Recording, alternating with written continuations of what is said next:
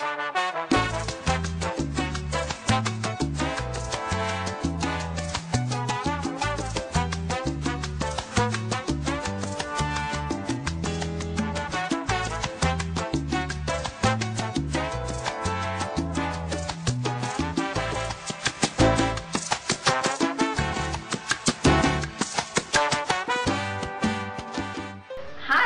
to Adornos Boricua's cooking tutorial. My name is Charlotte Sahario. I am the co-founders of Adornos Boricua, and today we're going to do a tutorial featuring our organic sofrito, which is what we have here. Now, organic sofrito is the base for every Latino cooking. It's what makes our cooking so unique, so delicious and scrumptious, and it's also organic, which means it's also good for you. We add all of the flavor without the salt and the preservatives. So today, we are going to do something a little bit different than our first tutorial. In our first tutorial, if you want to see in our channel, we did arroz blanco with habichuelas guisada, which basically is the rice and beans that every Latino is known for.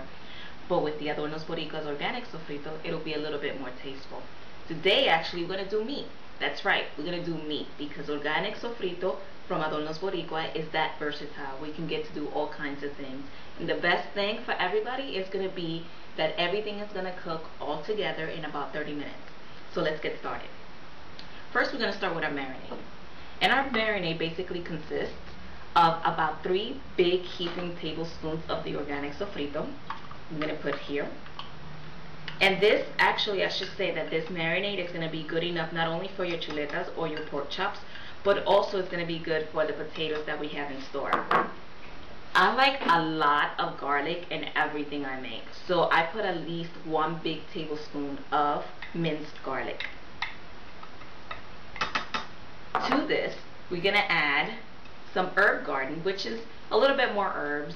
It has a lot of the lemon, which is the acidic, that's going to help us break us down with the meat. It's going to make it a little bit more tender. So I like to add about a good spoonful in there. And of course, I know we're known for it, but the Goya adobo, it's made of onion powder, it's made of garlic powder. It has all these good stuff in it, and it gives it a little bit more taste. So I do a couple of shakes in there. We'll mix that a little bit. Now we need a glue to make this all stay together, and for that I use olive oil.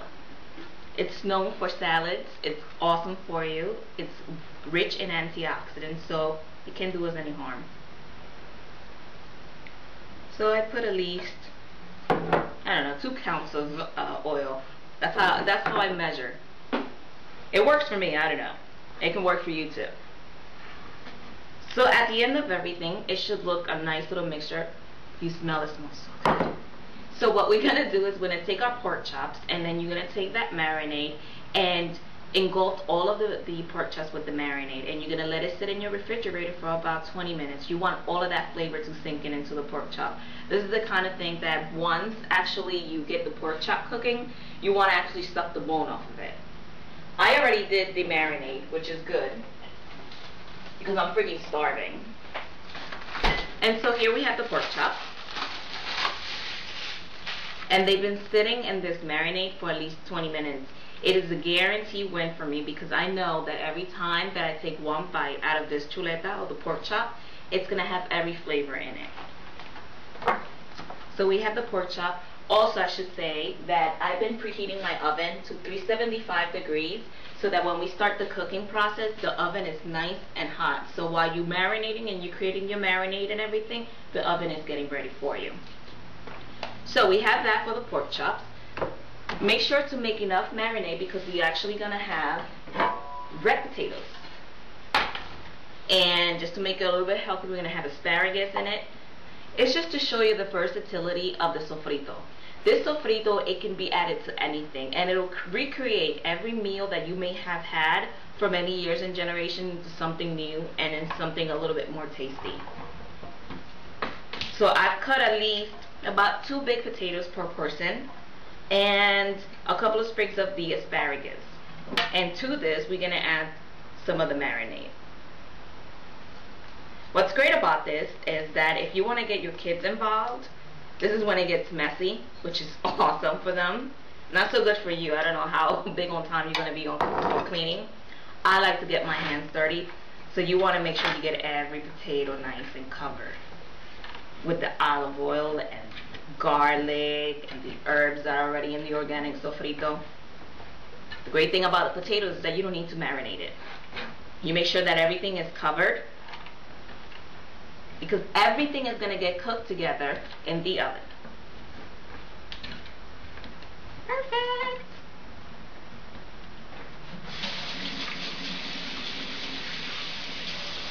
So we have our potatoes, which is our second half of our meal, and we certainly have our pork chops, which is the first half of our meal. So what we're going to do now is that we're going to put it in the oven, like I said, 375 for about 30 minutes, depending on the girth of the pork chop, because the thicker it is, the longer you want to keep it there. Make sure that everything is thoroughly cooked. By the time it comes out, you will see. Hi, it's been more than 30 minutes now, and our chuletas should be perfectly done. It should be nice and succulent. I took out the lid for the last 10 minutes so it can get nice and brown on the outside, but it's still juicy on the inside. So all you have to do then is get it out the oven. These are the potatoes, and let me tell you, they look awesome, but they smell even better.